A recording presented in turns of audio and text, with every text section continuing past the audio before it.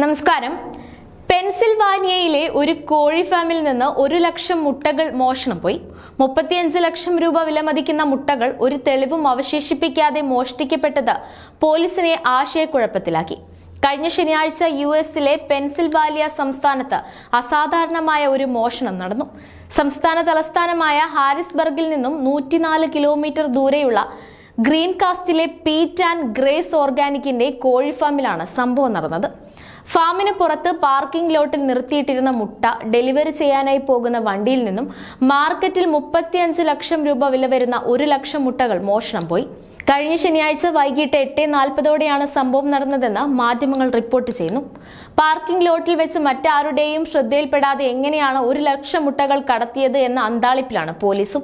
ഇത്രയും വലിയ നഷ്ടം ആരുടെയും ശ്രദ്ധയിൽപ്പെടാതെ എങ്ങനെ സംഭവിച്ചുവെന്നതിന് ഇതുവരെ ഉത്തരമൊന്നും ലഭിച്ചിട്ടില്ലെന്ന് റിപ്പോർട്ടുകളും പറയുന്നു. ഇത്രയേറെ വ്യാപാരം നടക്കുന്ന ഒരു കമ്പനിയുടെ പാർക്കിംഗ് ലോട്ടിൽ നിന്നും ഇത്രയും മുട്ടകൾ ഒരു തെളിവും അവശേഷിപ്പിക്കാതെ എങ്ങനെ കടത്തിക്കൊണ്ടുപോയി എന്നത് പോലീസിനെയും കുഴയ്ക്കുകയാണ്. മോഷണത്തിലേക്ക് വിരൽ ചൂണ്ടുന്ന ഒരു തെളിവും ഇതുവരെ കണ്ടെത്താൻ കഴിഞ്ഞിട്ടില്ലെന്ന് പെൻസിൽവാനിയ സംസ്ഥാന പോലീസും പറയുന്നു.